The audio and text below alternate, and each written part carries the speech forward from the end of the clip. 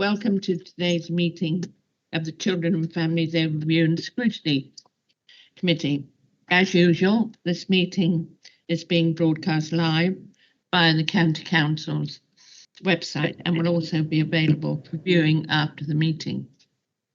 Please note that some officers are presenting reports will be joining the meeting virtually. Can I please ask that all members and officers have their microphone on mute until they wish to speak or are invited to speak? I have received apologies from Mr. Welsh and Canon Carolyn Lewis. There are no substitutes today.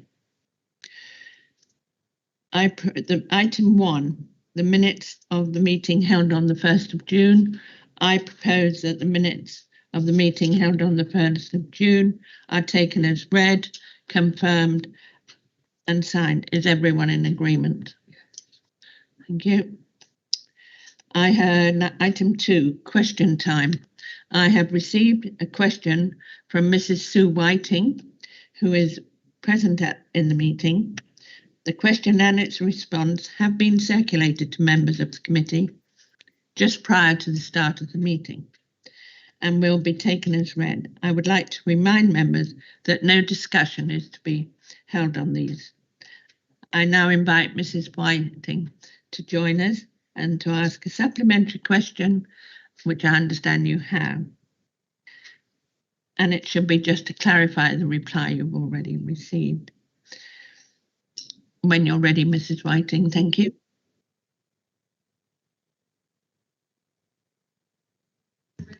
Yeah, have done now.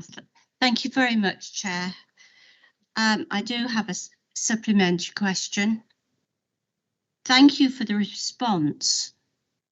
Is it possible, A, to give an outline of exactly what will be included in the dyslexia awareness briefing? B, to give the approximate number of families who will be reached by the Send news?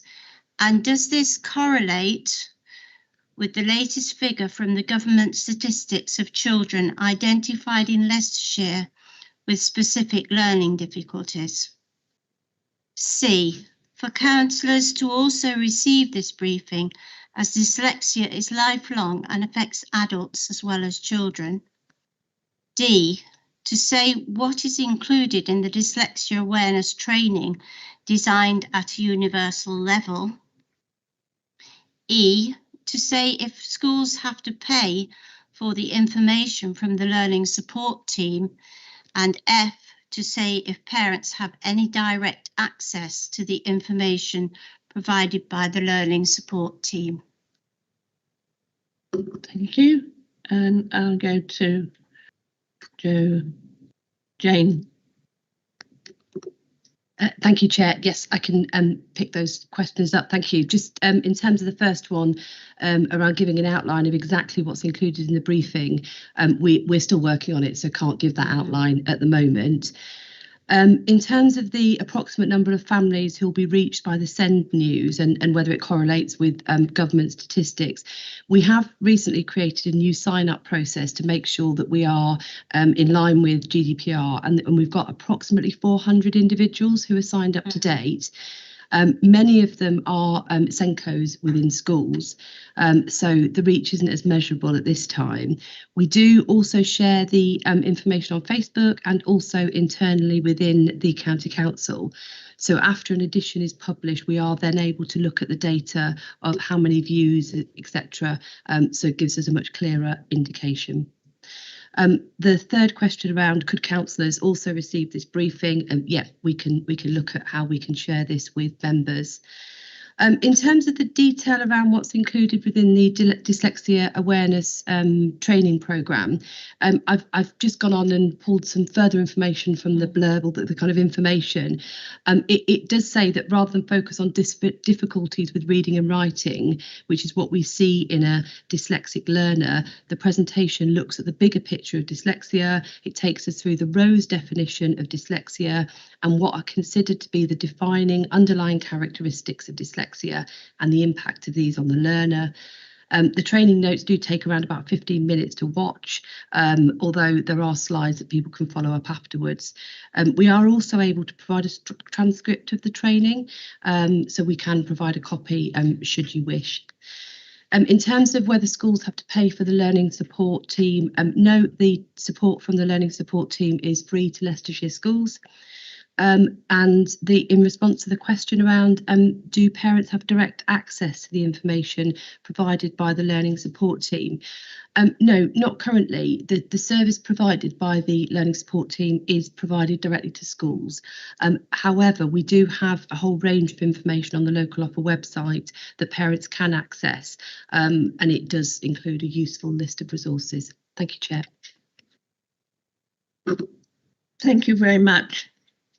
And thank you, Mrs. Whiting, for your Thank you. questions. And as always, you're more than welcome to remain in the meeting if you wish. Thank you. Thank you. Item 3, questions asked by members under Standing Order 7.3 and 7.5. I have not received any questions from members. Item 4, I have not been notified of any urgent items. Item 5, declarations of interest. Does any member have any interest that they wish to declare? No. Thank you. There's no declaration of the party whip. I have no petitions. I have not been informed of any petitions. So therefore, the first substantive item on the agenda today is the Children's Innovation Partnership, item 8. And I think Nikki Collins is joining us. Thank you. And this is a presentation, and the presentation will be available afterwards to us all. Hello, everyone. Welcome, Nikki. Thank you. Can I just check that you can see me? I'm having terrible problems with my camera today, and people saying it's not clear, but it seems to be the best I can do. Is it all right? Hello? I can hear you, Nikki, which is more important. You are a sort of a bit darkish colour, and you're a bit behind the screen, but we can hear you. Thank you. I'll crack on then. So Children's Innovation Partnership, can I just check that the presentation is up? Yep, I can see it. If we can just go on to the next slide, please. Thank you. So in 2018, the Children's Innovation Partnership was developed because we recognised that Leicestershire had particular needs in relation to the number of young people who we were working with who had complex needs, and there was an increasing number. We identified that we had a lack of local sufficiency around residential homes for our children. And that's not to say that there aren't sufficient residential homes in Leicestershire. There are many private children's homes, but we were struggling and still today struggle to use those children's homes as those private provisions for our own children, to keep them local and to make sure there's continuity of services. And of course, budget pressures, those using external private children's homes is costly. And we knew we had to embrace a vision to conquer these problems, to deal with these problems. And we also recognised that developing and running children's homes has got a very particular skill set and knowledge base, and perhaps we weren't the best placed to do that. We also identified other areas where we thought a partner would better be able to support us, to bring expertise and resource to the table and help us drive through specific areas of change and improvement for our services. So the council developed and procured a partnership model, and in November 2018, Bernardo's was awarded the contract, and we started working with Bernardo's. Can I have the next slide, please? Thank you. So this is just to give you an overview of some of the work that we've progressed with Bernardo's as a partner. In terms of successful bids, we've had the Summer 29 scheme, which is a holiday 2019 scheme, which is a holiday activity and food, was a holiday activity and food-based program. that was delivered to over 2,000 children. In 2019-2020, we had the Youth Engagement Fund with 165 awards for advanced skills programs across schools, and then we had the Full Family Group Conferencing Award, which is still ongoing. Can we have the next slide, please? Thank you. In terms of the residential design, we identified that we had a priority group. So at that time, we had 690 children in care. We now we have 678, which is today's update, and 9% of those children at any time. We move between 9 and 10%. We're currently 9% of the children require specialist care in residential homes because of the complexity of the need. Leicestershire doesn't have its own residential homes. We did at one point have Welland House. Welland House was closed because of staffing issues, and quite typically if you have one children's home without the support of multiple, so you're not running them as a group, it's very hard to cover the rotas, the staffing rotas, when you only have one residential home and you don't have others that you can fall back on and rely on staffing rotas and support. So our home was closed, which left us with none of our own children's residential homes, and in a position where we were solely and entirely reliant on the private market. And as I said, very difficult to influence that private market in order to ensure that our children are based locally. We identified as well that because we don't have our own provision, it means that some children were experiencing instability. It's very hard to place a child sometimes when they are new to us. We don't know them very well, and it might mean that we make multiple placements until we can identify the right care and the right support package for that child. So the first priority was identifying a way to mitigate against that. And we identified that actually we could do that through the development of assessment beds, which was the first agreed design that would be supported by what is our art and resource team, assessment and resource team. Our assessment and resource team is made up of professionals. There's an educational psychologist, a speech and language therapist, a clinical psychologist, and a number of support staff who work directly with young people to assess their needs and make sure we've identified the right service package. So that team of professionals will work with our assessment beds, so assessment unit of 3 beds, so that when children require care and we don't know them very well, we can place them in this residential home to make sure we get to know them and we make an informed decision about the type of care they need and the type of move-on placement. We also identified that we're using external provision, a lot of external provision for parent-child assessments. This is quite often a requirement, of course, that before you can separate a parent and a child, particularly a baby, you have to have evidence that you've tried everything you can, including, if necessary, a assessment in a residential unit of that parent and that, or parents and baby and child. Again, we don't have local provision. In fact, there isn't any private provision in Leicestershire. And what we found is to do these assessments, we were sending our families away at quite a distance, which made it very difficult for social workers to maintain a relationship with families and for us to manage that provision, that relationship with provision, and it's very costly. So we identified that Welland House, which is our previous residential provision, could be repurposed for this. And 2 residential and then 2 additional residential homes, 1 for under 16s and 1 for over 16s. So that was our initial determination about the priority, the first Children's Innovation Programme for residential redesign. That would be our priority, to keep children locally and make sure that there's continuity of services here in Leicestershire and that our children can maintain relationships with their communities locally. Can I have the next slide, please? Thank you. So I've given you an overview of the assessment and resource team and hub. Just to break that down a little bit more, the assessment and resource team won't only work with children placed in these assessment beds. They started working with us in December last year and are already working with 13 children to prevent children coming into care, to reduce the amount of time children spend in residential care, and to support those children with very complex needs in residential care to step down in a planned way, either to return home, to return to family-based placements, or to step down into semi-independent support with the right support package and continuity of care.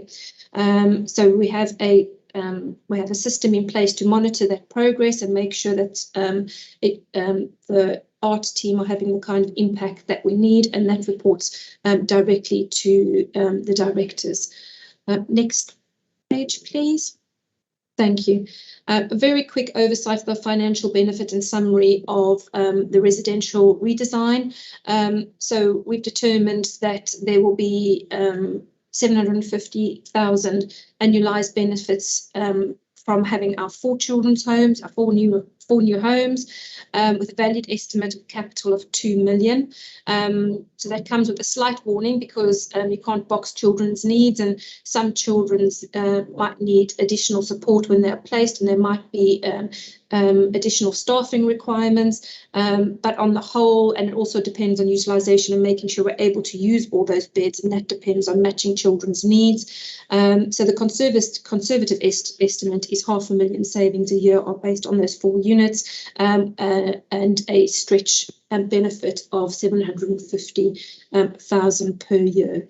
So I think that is the final slide. Can we just make sure, please? Thank you. So I'll open it up for any comments and questions. Back to the chair.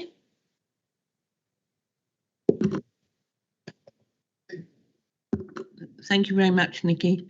And I open it up. The first person I have is Mrs. Newton.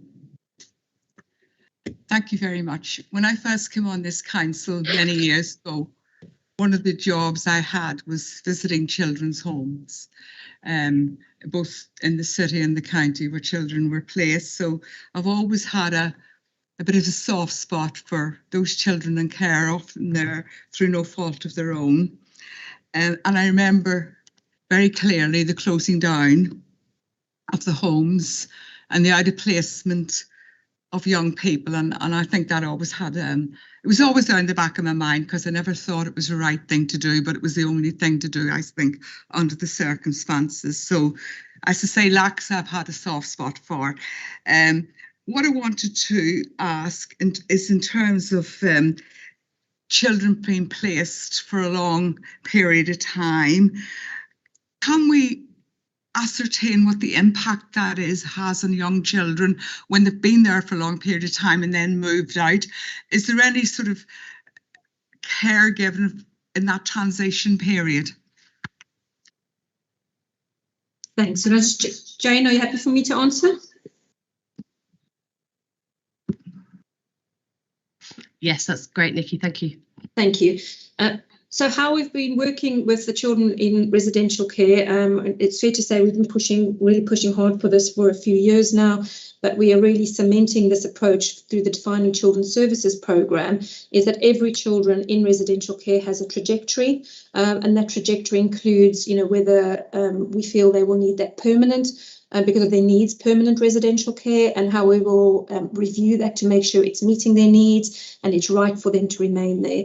For those children who we've felt residential care is right on an interim basis, to get us to a certain point, we have the trajectory defining what kind of assessments they would need, what kind of the care they would need to be able to get to that trajectory point. So that final outcome, which might be return home, or it might be return to family-based care. And if we are struggling to meet those timescales for any reason, usually related to the complexity of a child need, that is reviewed by heads of service, and then a director, which is Sharon Cook, assistant director, oversees that trajectory to make sure she's satisfied that if there is any delay, there are legitimate delays for informed, assessed reasons. So I'm fairly confident that the process we have placed monitors every child specific to their needs, and that there's an appropriate review process in place. Thank you. Thank you. Can I come back? I would like to link this together, if I may, but it's the effectiveness of the care planning and how many children who actually have care plans in place. from my understanding, and I could be wrong, that we're not even a third of children. Am I correct in saying that have a proper care plan in place? I may be reading it wrongly, and I hope someone will tell me I am reading it wrongly. If I take that, excuse me, could sorry. you just turn your microphone off, Betty, when you're I'm not? hopeless. Thank Thank you. you. Thank you. Just to reassure, every child who's in our care has a care plan. And as Nikki has outlined, the trajectory plan, so that looks at what we need to get in place to get that child to their permanent home for their childhood. And that's our ambitions. I think the number that or the figure that you're quoting, that's probably from the report that's later on the agenda, is around the signing off of the permanence plan. So it doesn't mean that those children don't have a care plan, they do, but the permanence plan sign off is linked to a number of things. And as I'll explain later on the agenda with that report, sometimes that's linked to court timetables, but just to reassure, every child who's in our care has a care plan. Yeah. Yes. Could you now switch your microphone? I thought the two of them sort of linked together to some extent, and I really am concerned about or interested in care stability for young people. I mean, that's what I would like to see, that we would place to the forefront of what we do. Thank you. Okay. I don't see anybody else having anything, but thank you very much, Nikki. As always, excellent presentation, and that the slides will be circulated to us. Thank you very much. We now move on to item 9, which is the Q1 2021-22 performance report. Sharon, I believe, Sharon Cook, the Assistant Director, is presenting this report. And are we expecting Paula Forster and Alex Lee, who will be joining remotely? Okay, yes, I can't see it. Welcome anyway. Okay, over to you, Sharon. Okay, thank you, Chair. And Paula Sumner, AD, will also be joining to present when we come to the parts of the report that link to the areas that are in Paula's portfolio around early years SEND and education. So members have hopefully had a chance to read the report before you, which is a summary of performance across the department in Q1, which is April to June of 21. And just to note for the committee that this performance period is whilst we've continued to be working with the restrictions and impact of the pandemic.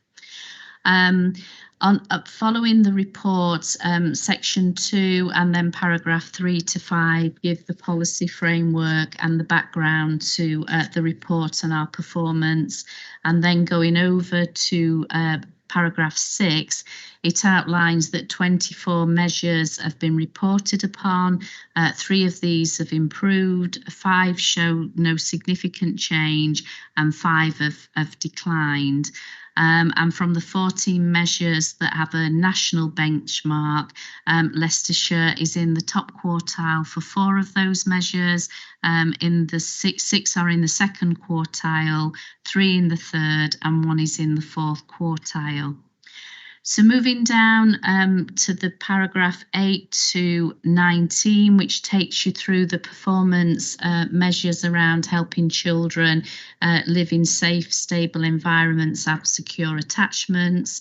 There are a number of performance measures reported on within those paragraphs where we've continued to maintain strong performance.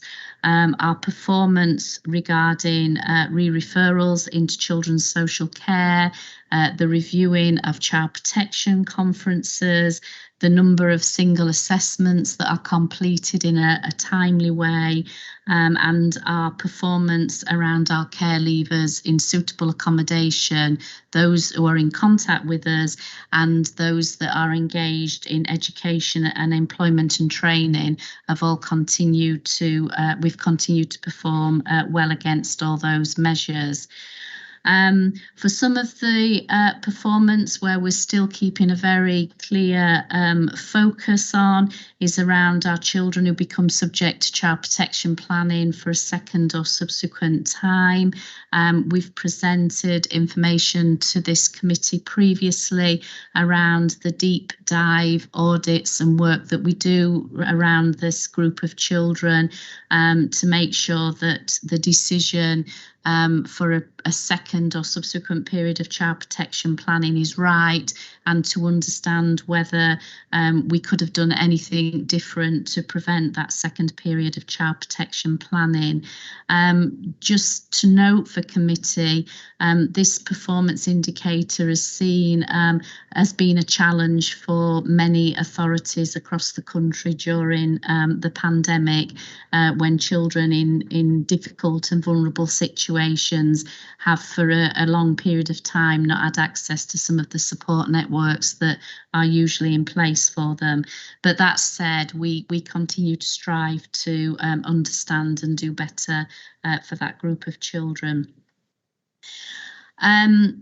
Also to note on paragraph 20 that our contacts and involvement with children and families as part of our targeted early help, which is our children and family wellbeing service, we've continued to see a growing number of children and families requiring the services of our targeted early help, and we continue therefore to support more children and families. And in relation to people are safe in their daily lives, you'll see from paragraph 24 onwards, our statistics around youth offending and first-time entrance into the criminal justice system are noted, and it's really pleasing that we note that no young people were sentenced to custody during Q4. So I'll now hand over to Paula Sumner, who will take you through the data for early years SEND and education. Thank you, Sharon. Can people hear me okay? That's the first thing. Yes, thank you. Good. Paula. Okay, so just briefly, if we look at the early years information, first of all, you'll see that we've our take up of the free early years education is more or less identical figure to the previous quarter.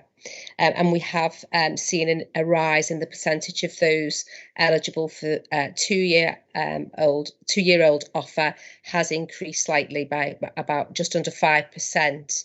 And as you'll be aware, that is a more targeted group of children that are eligible for the two-year-old offer, and we continue to target those families who aren't accessing that yet. But again, that has been a challenge nationally, particularly in the context of the pandemic.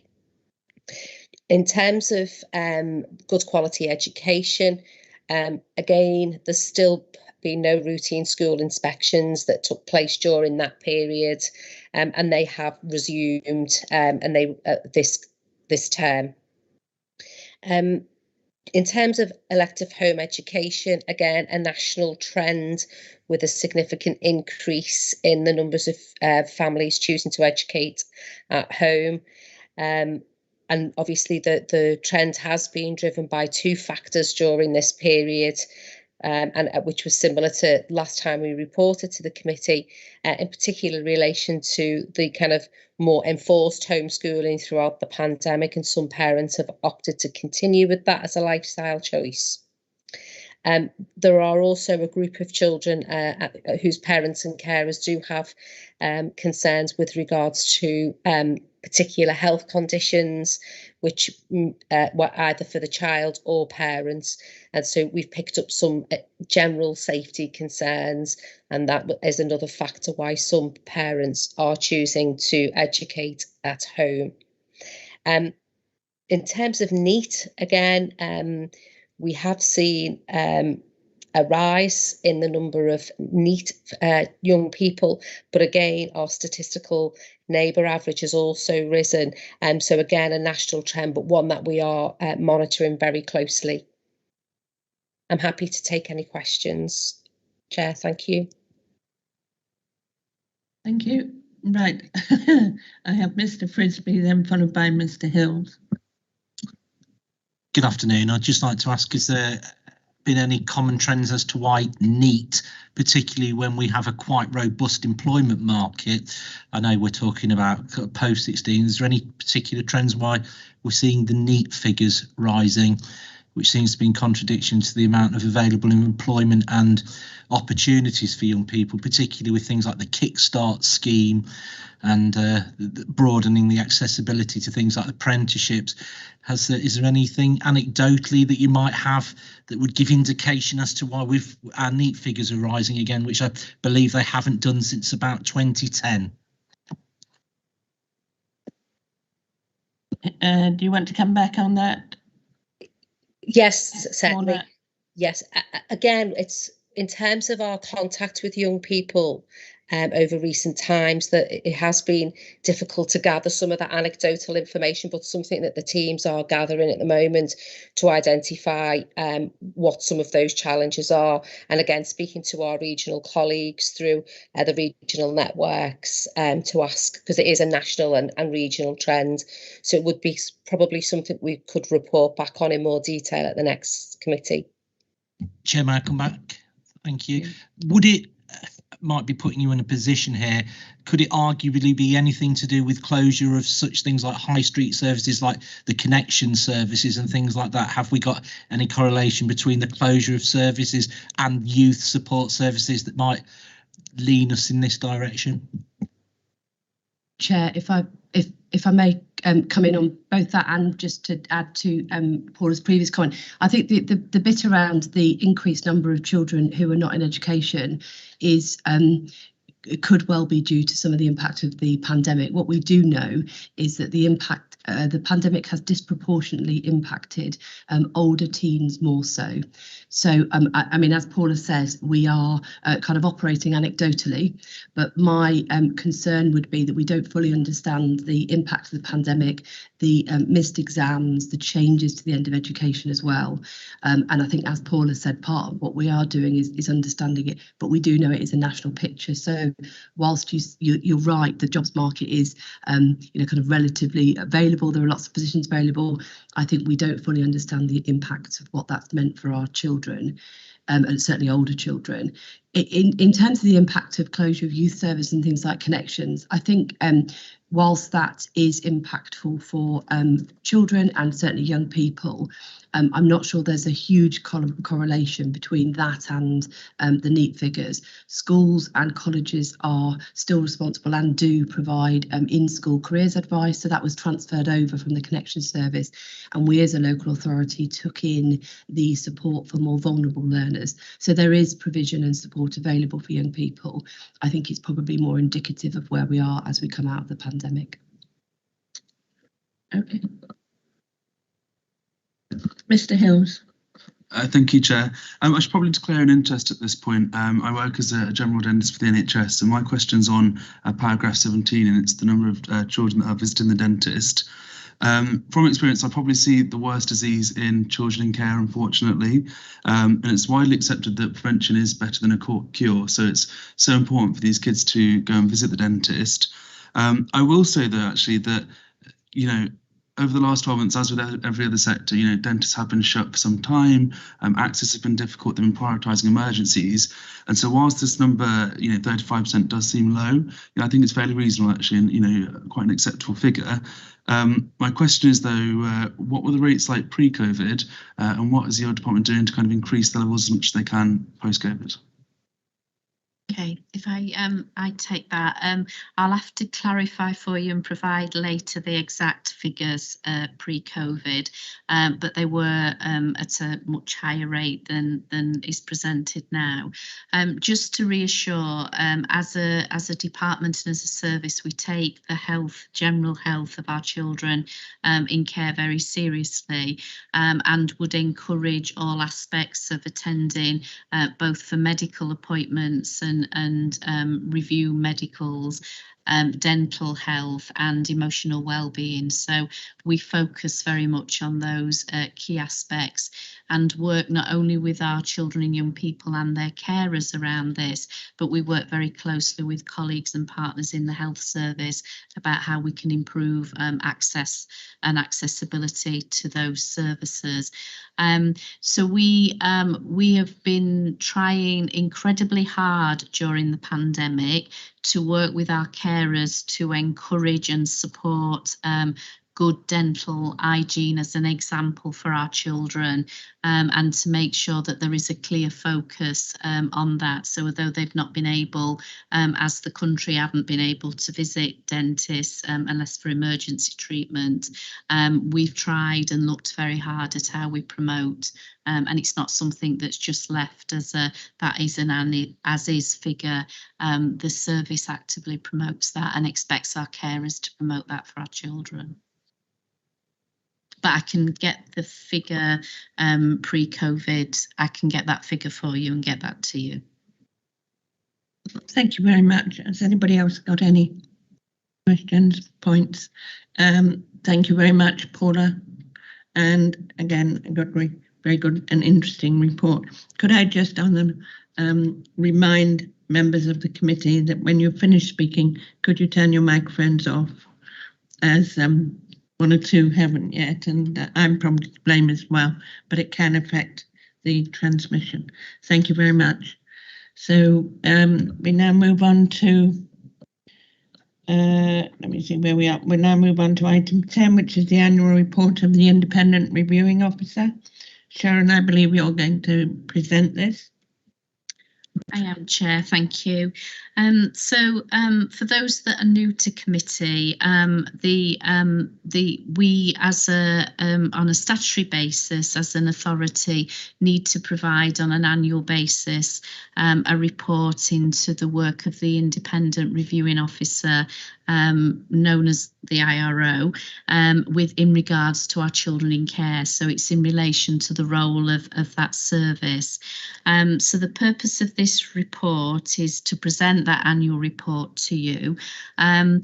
The report is for the period the 1st of April 2020 to 31st of March 2021.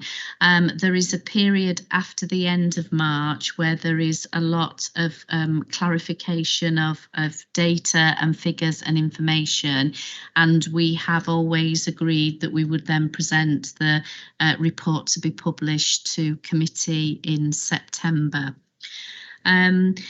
Paragraph 2 to 3 of the report takes you through the policy framework around why we have to produce such a report, and paragraph 4 to 5 takes you through the background and the legal requirements of the establishment of an independent reviewing officer.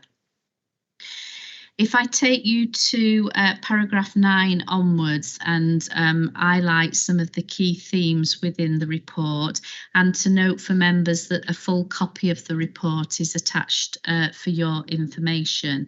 But some of the key themes to note are that this report reports and covers a period during the pandemic.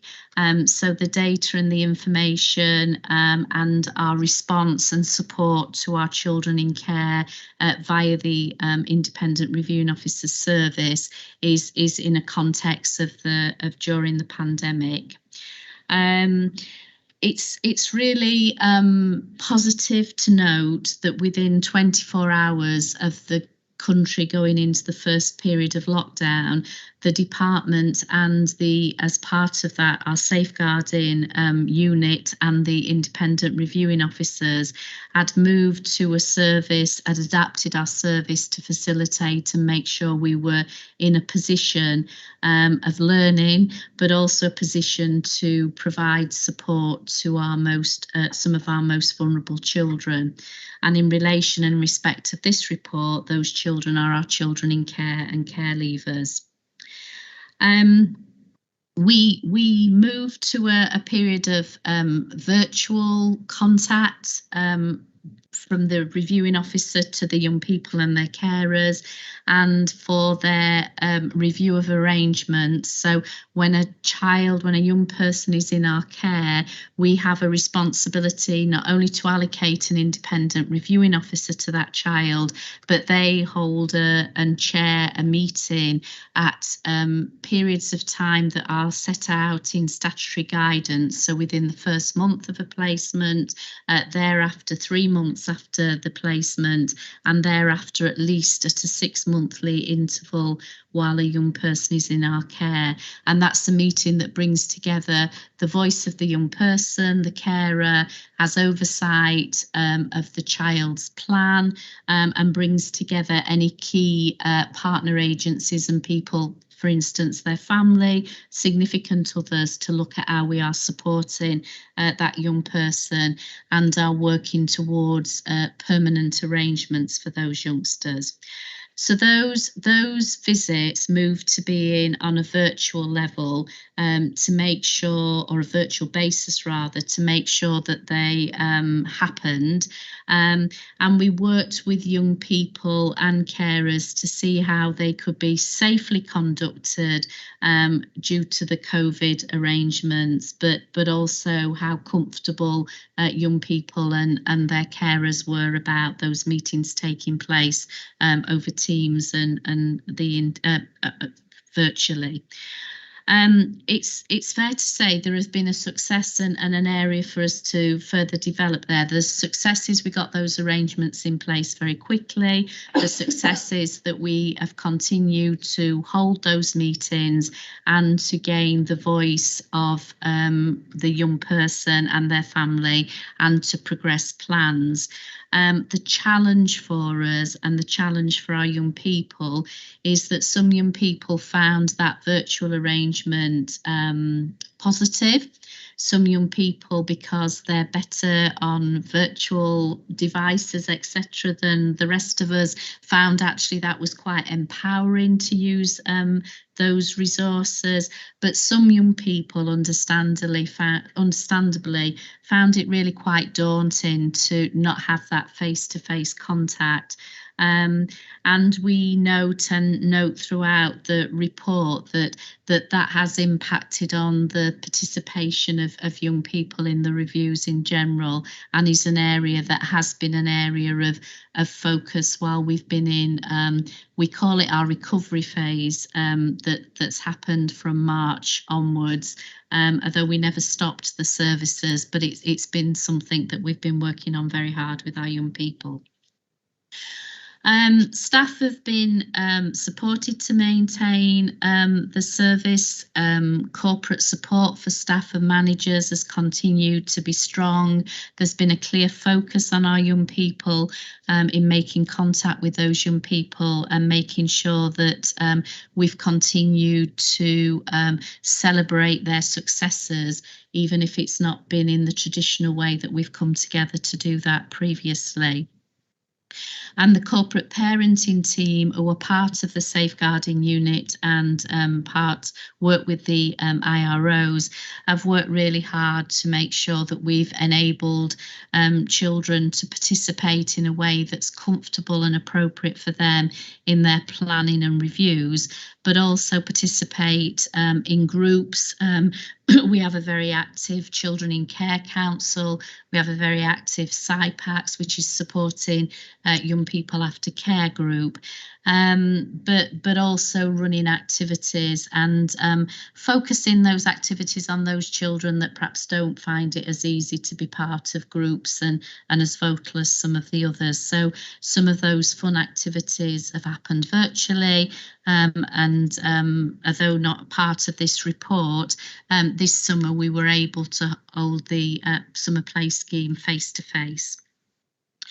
The IRO service also provides a quality assurance and learning improvement. They're part of that activity by ensuring that they feed back on individual cases if things haven't happened as they should and what areas of improvement need to take place. And they also identify areas of excellent practice and make sure they're brought to the fore as well, so that staff can learn, continue to learn. Paragraph 17 outlines that timeliness, so performance in relation to the review of arrangement meetings, has been consistently strong over recent years and has not dipped during the pandemic for the reasons and detail that I've already outlined. We have seen significant improvement during the period being reported on in the timeliness of making sure those review minutes are not only completed but are uploaded onto the system, so they're available for the social workers and others to see, and importantly for the child and their carers to have that record of their meeting and the actions that individuals are going to take. In relation to effective care planning, which is covered in paragraph 21 to 23, this covers some of what we referred to earlier, Councillor Newton, around permanence planning. So our statutory requirements, as in our aim, should be that by the time of the second statutory review, so that is effectively 4 months into a child's placement with us, that we should be in a position of having a permanence plan that is signed up to and is agreed at the review. And that plan may not be that that permanence plan is fully in place then, but it's that all the assessments, everything has been completed to enable us to do that permanence planning. What we've seen during the period under review and under report is that we've still got some way to go with ensuring that by that second review, those permanence plans can be signed up to. And we've looked in some detail, and we have a permanence panel that oversees the signing off of permanence plans and packages of support. We've been doing a significant piece of work around permanence for some time.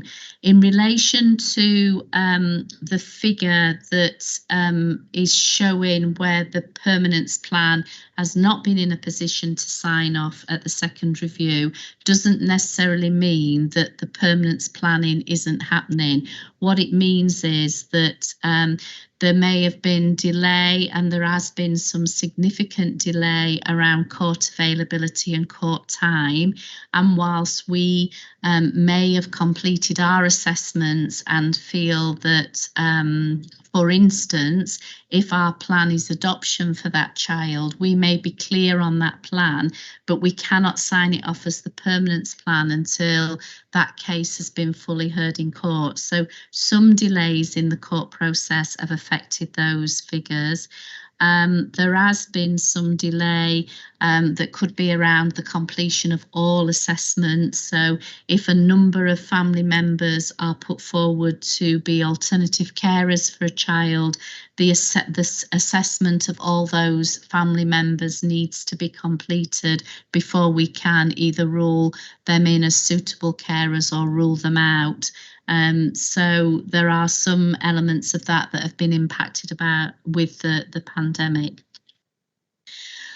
Paragraph 24 onwards takes us through participation. So the importance of making sure the child's voice and their views are essential to the care planning. We have continued and will continue to make sure that IROs contact and speak to young people outside of their review process to make sure that for those that it's difficult to sit within a meeting setting, that their views are heard.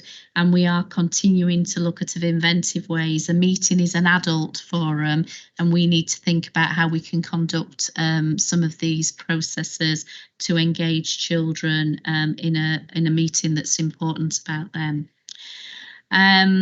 The work of the Children in Care Council have done a significant piece of work. So the young people have worked over the last 12 to 18 months developing a piece of work about what they as young people would like to get and see from their reviews, and it's that has been launched across the service to make sure that workers are listening to children, and young people's views have been very clear about how we can be better at engaging them in the participation in their review meetings.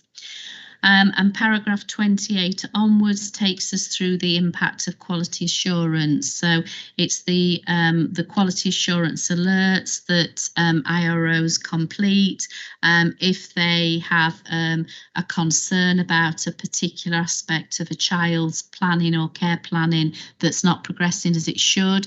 So that is brought to the attention not only of the social worker but to the team manager.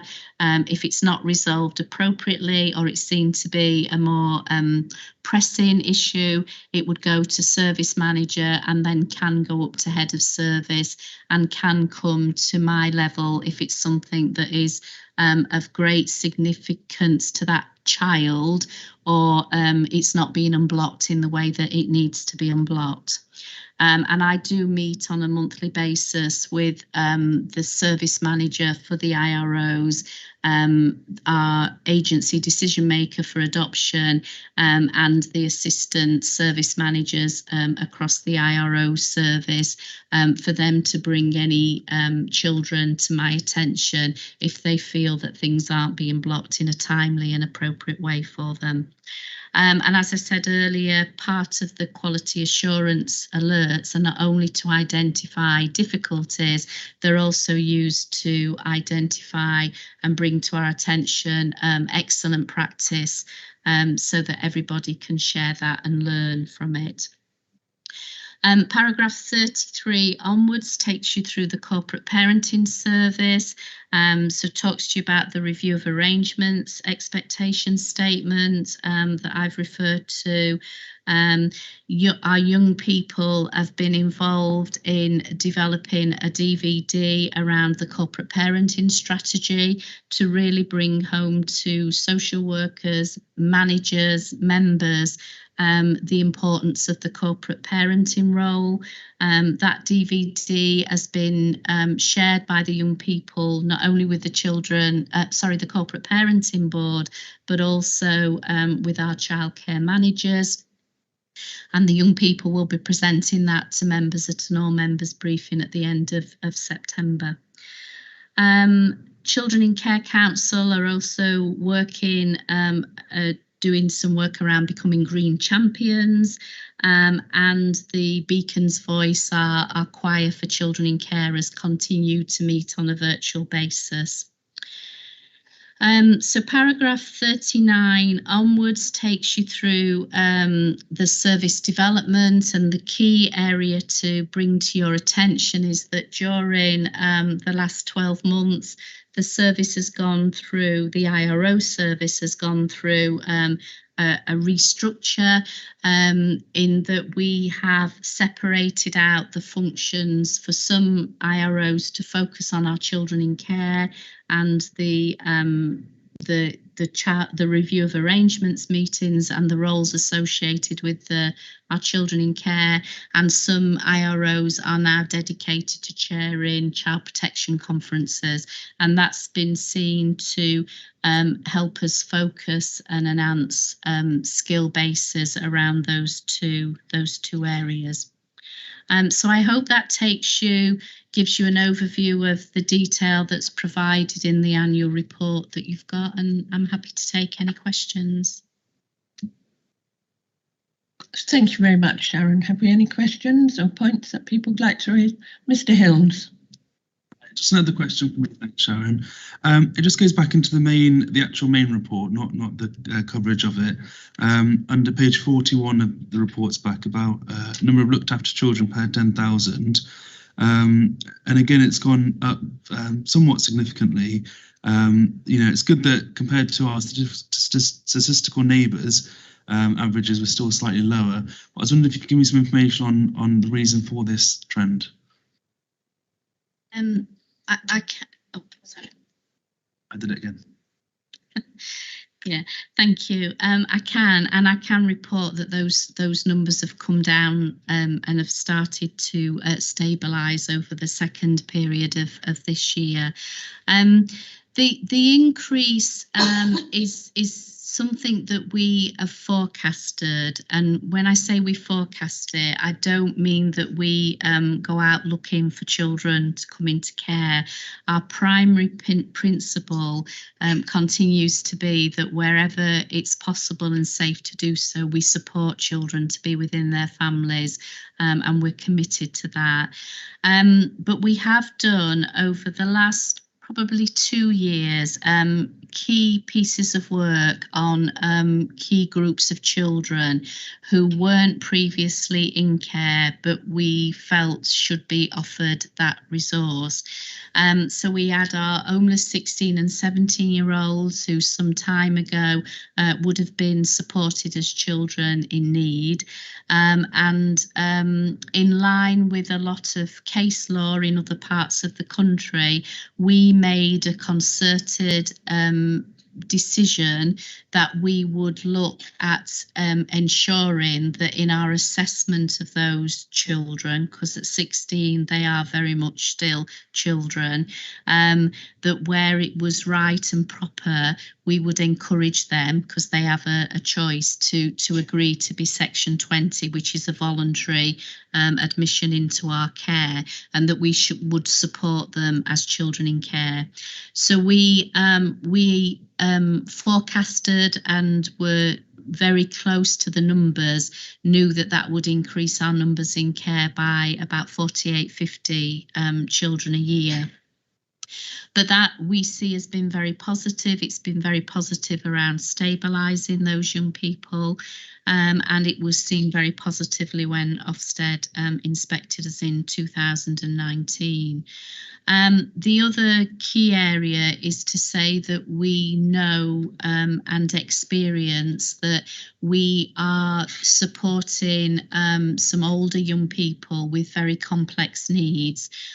Those needs may be around their mental health and emotional well-being. It could be because they are victims of criminal exploitation, and they are children who, as we've learned more as partnerships and as a community and as a society over the last few years, have vulnerabilities that sometimes require them to be in our care. So they are probably the groups that have seen the biggest increase in our numbers.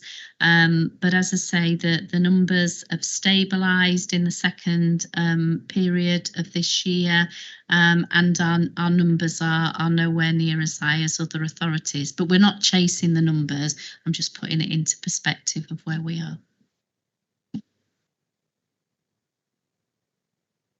Did you want to speak, Just Mr. Frisbee? Please, Chair. Just thank you, Sharon. That's very insightful. So what we're saying in principle is that those numbers, I mean, they look quite alarming at first glance.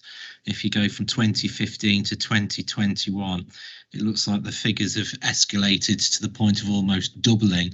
So what we're saying in principle is we have more children in care because there is greater accessibility to provision.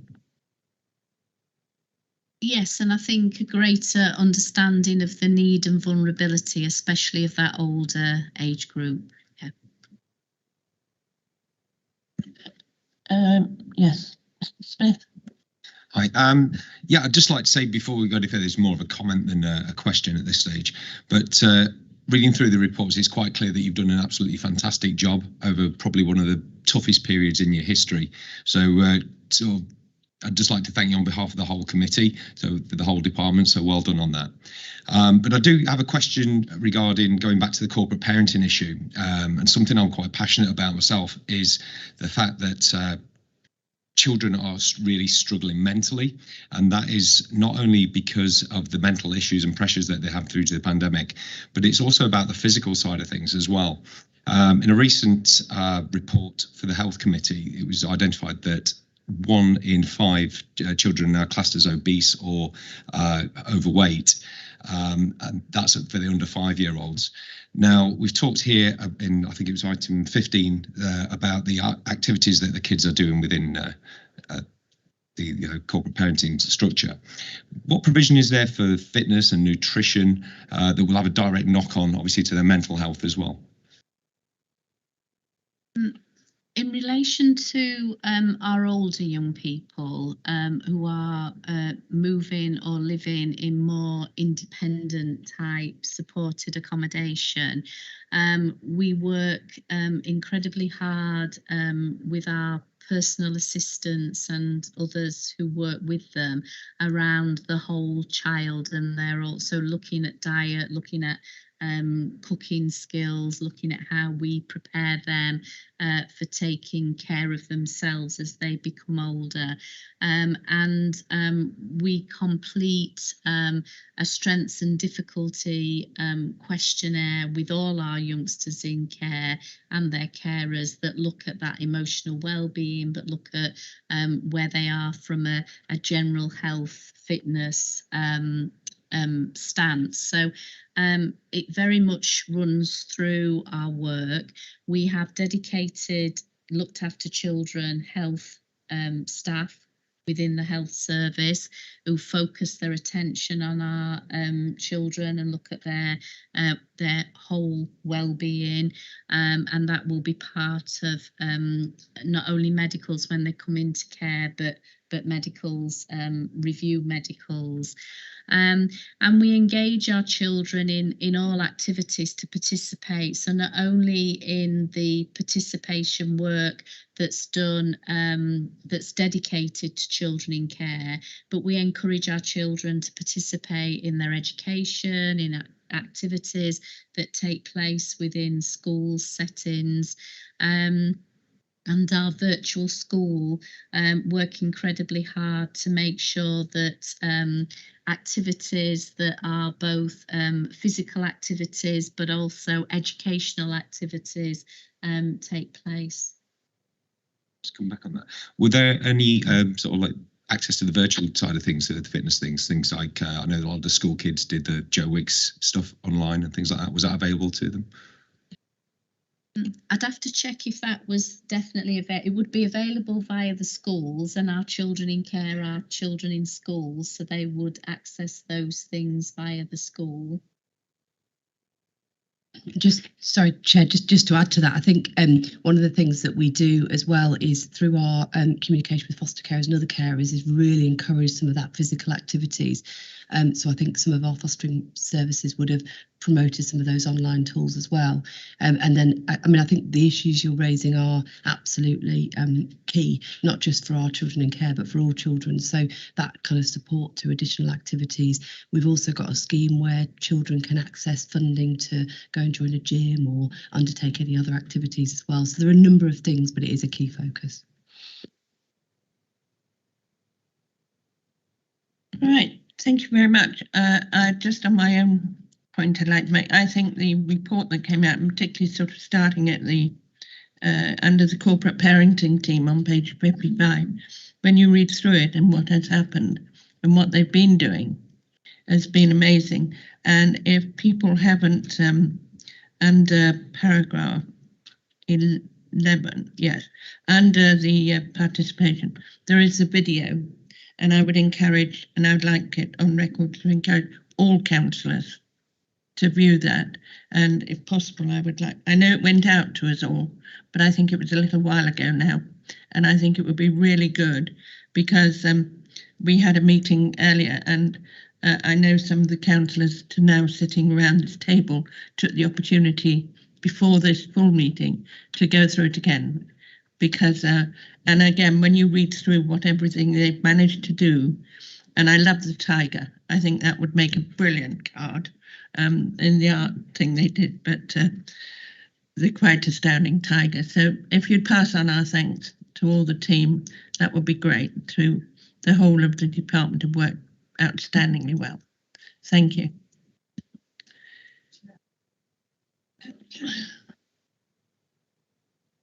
got a specific research issue, which is child carers. And I often bring it up here because I used to be part of a research group that looked after them. And I just want us not to forget, especially in these COVID times, about young children who are actually the parent for their parents.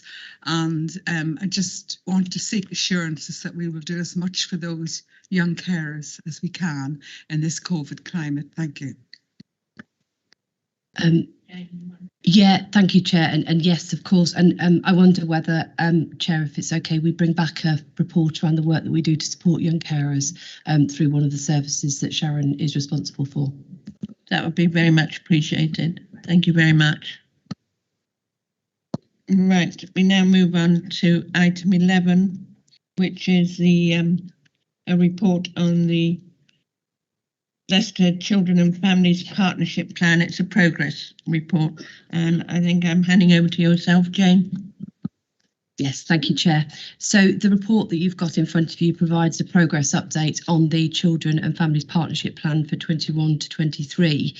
The refreshed plan was agreed at the Health and Wellbeing Board back in November 2020. So the Children and Families Partnership Plan, just by way of background, is a strategic document that sets out the shared vision for children, young people and their families and the priority outcomes that need to be improved. And they are the key areas of work that are best delivered together as a partnership to have that biggest impact on the lives of children and young people across Leicestershire.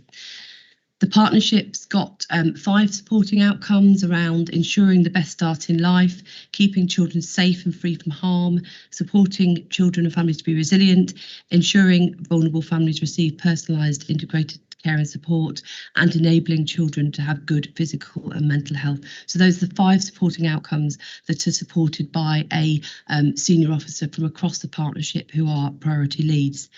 So work has continued being led through those priority leads with partners and other key stakeholders. The pace of delivery has been somewhat slowed in some areas due to COVID, but many areas of the work have continued and at pace. So in terms of some of the key progress areas around the first priority, the ensuring best start in life, we've done a lot of work around really understanding the impact of the pandemic on our most youngest children and therefore the impact on school readiness for those children. We've done a communication campaign around sharing key messages for parents and carers about accessing preschool places, but also around supporting children to be ready for school. We've also been promoting a greater understanding of the first 1,001 critical days agenda, and that is the time from conception through to 2 years in a child's life that we know is one of the most critical periods of a child's life, and therefore a period where we know we need to intervene and support children to develop. We've also developed a universal offer to support children who are identified at risk of delay through the check that they have at 2 years. And we're also working and carrying on with the virtual delivery of various different services for our most vulnerable children.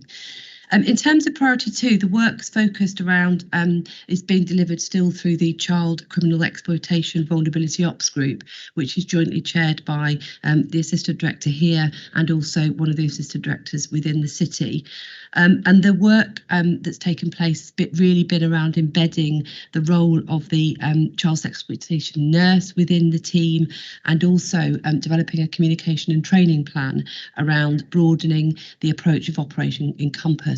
That scheme is the scheme that makes a phone call to schools to inform them of a domestic abuse incident that may have happened the night before in order for schools to be aware that there is something that is impacting children.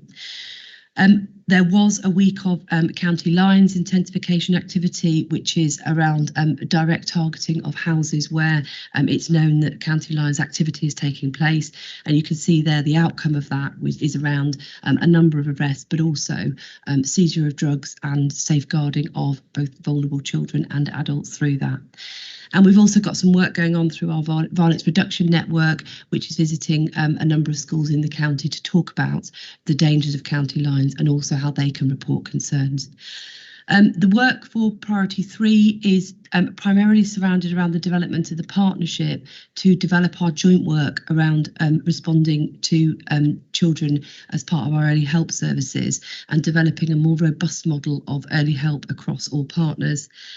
Priority 5 has focused around, as Nikki shared earlier, the recruitment to the new assessment and resource team, which is providing those wraparound therapeutic services. We've also started to review our joint housing and social care protocol that we've got in place with our district councils for 16, 17-year-olds who are at risk of homelessness. We are looking at how we can develop a protocol for the extension of CAMS to our care leavers. And also we're looking and undertaking substantial work around the development of our pathway into adulthood as well. And then the areas within priority 5 are focused around developing our trauma-informed practice, understanding why our breastfeeding is lower in Leicestershire than other areas, looking at how we can reduce our A&E admissions for 0 to 18s, reducing food poverty, and then a focus around maternity and child obesity, perinatal mental health, and reducing and stopping smoking in early pregnancy. We've detailed a bit around the youth voice that we've done, particularly around our work with the County Youth County Youth Council, but also the work that we've done with the members of the British Youth Council and the Make Your Mark campaign. We are working at the moment around how we work more closely with colleagues across health and look at how we integrate some of the governance structures within the health sector. And then in the last few bullets, we've detailed the information around holiday activities and food programme, which we ran over the summer, also Easter, and we will be running over the Christmas period as well. And you'll read in that last bullet that we delivered to quite a significant number of children over the summer period, which we're really pleased about. And then the final bit is around our future developments and focus for the next 6 months. So we are going to launch our refreshed partnership plan. We are going to continue to promote the benefits of early years provision. You saw in our performance report that the take-up of early years provision isn't as high as we would want it to be. We are developing a multi-agency task group to look at the work that we might need to explore around those children who've missed out on health assessments through COVID-19. We're looking at how we can develop our shared early help assessment with partners, further development of our trauma-informed practice, and also how we continue to deliver our holiday activity fund programmes over the Christmas period. Thank you, Chair. Thank you very much indeed. Do I have anyone who wishes to speak to this, or we just thank Jane and her team very much once again? I was most encouraged to see some of the activities that took place over the holiday activities and what they were doing, and I think that's excellent. But again, pass our thanks on to everybody. Thank you very much indeed. We now move on to agenda item 12, which is the final substantive agenda item for today, and this is the Leicestershire and Rutland Local Safeguarding Children Partnership, the annual report for 2020-2021. And I think I'm coming to you again, Jane. Yes, thank you, Chair. So this report is to present to you the draft annual report for Leicestershire and Rutland Safeguarding Children's Partnership. So just by way of background for members, the multi-agency safeguarding arrangements for Leicestershire and Rutland were presented to this committee back in March 2019, before we had to publish those new arrangements in June 2019. And we have updated on progress at the meeting in September. The Safeguarding Children's Partnership does share some operational arrangements with the Leicestershire and Rutland Safeguarding Adults Board, and also some partnership structures with the Safeguarding Children's arrangements in the city. The key purpose of the annual report is to assess the impact of the work undertaken over the 2021 period on service quality, but also on safeguarding outcomes for our children in Leicestershire and Rutland. And it also enables us to evaluate the performance against the priorities that we set for ourselves at the beginning of that year. We have attached the draft annual report in Appendix A to this report. The report, once it's finalised, will include a report from our independent scrutiny advisor as well. It's not been able to be completed for this meeting, but it will be included as part of the final report. So the report outlines the learning, the assurance, training and improvement activities of the partnership and its partners, and particularly the response to the difficult circumstances that was given to us through the pandemic and the impact that this has had around safeguarding children. Particular key messages in relation to Leicestershire are that partners have worked really well together across the pandemic to safeguard children and also to identify needs and areas for improvement to safeguard children. They've continued to work, there is continued work required to sustain the work to hear the voices of children and young people and really understand their lived experience as well.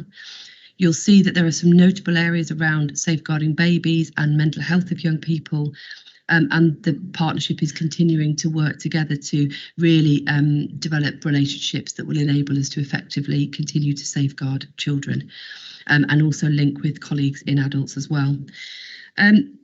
We have outlined in the report the change to the existing arrangements whereby the delegated officers of the statutory safeguarding partners will now chair the partnership, thereby freeing up the independent advisor to take on an even greater focus around independent scrutiny.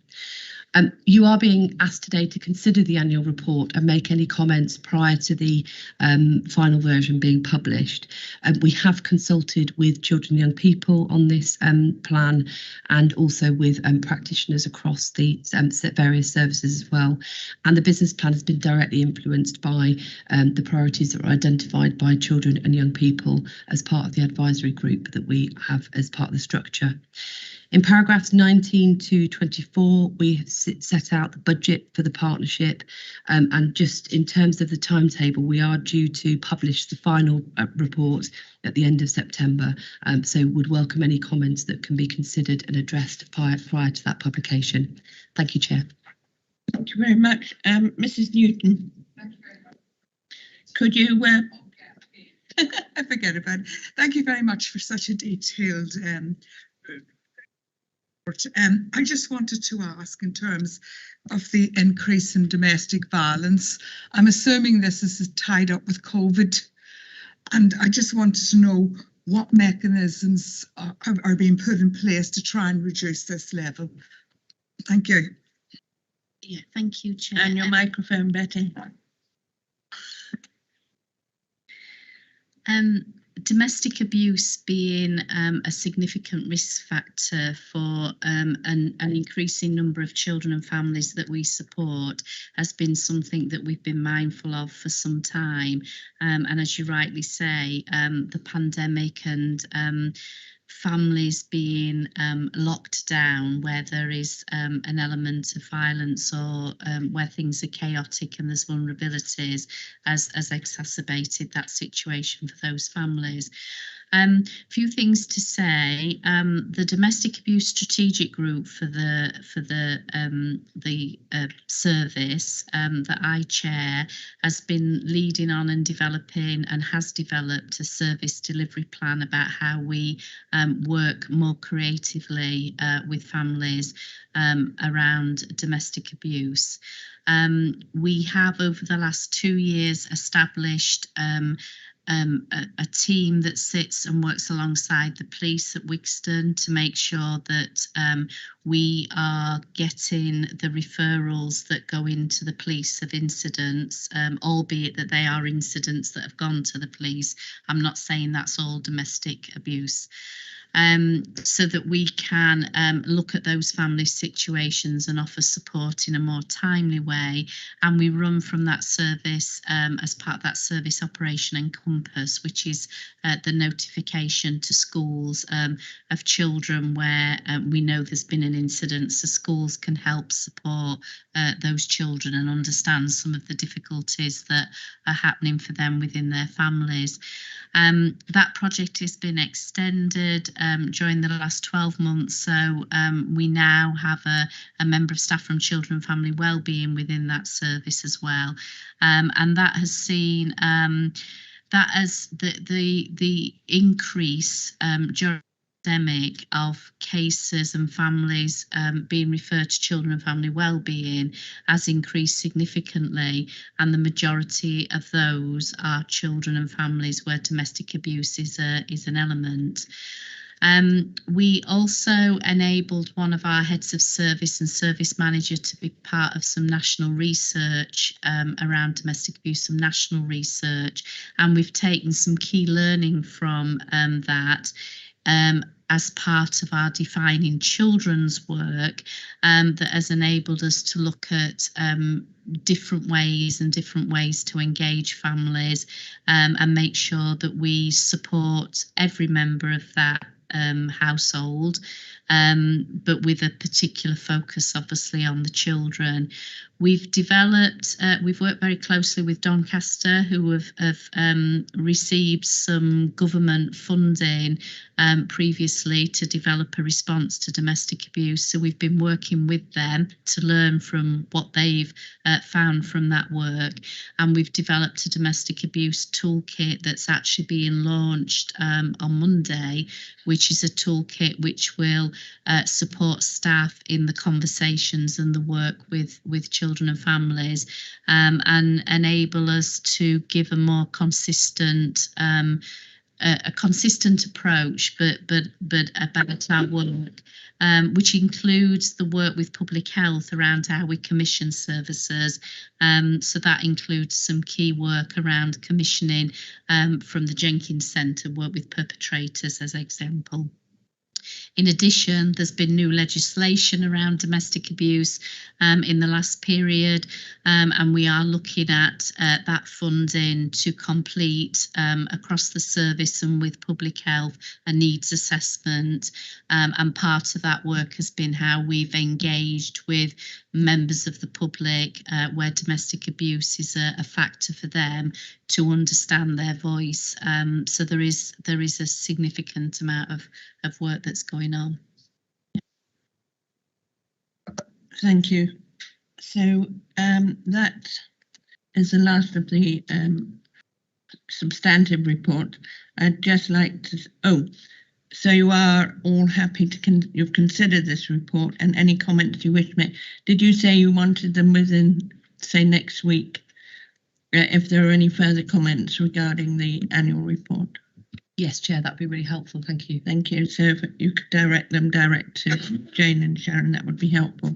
The next meeting is to take place at 2 o'clock on November the 2nd. And I have no other items which to take as urgent, but I would like to thank you all, and of course Mrs. Whiting, for coming and staying throughout, and safe journeys home. Thank you very much indeed.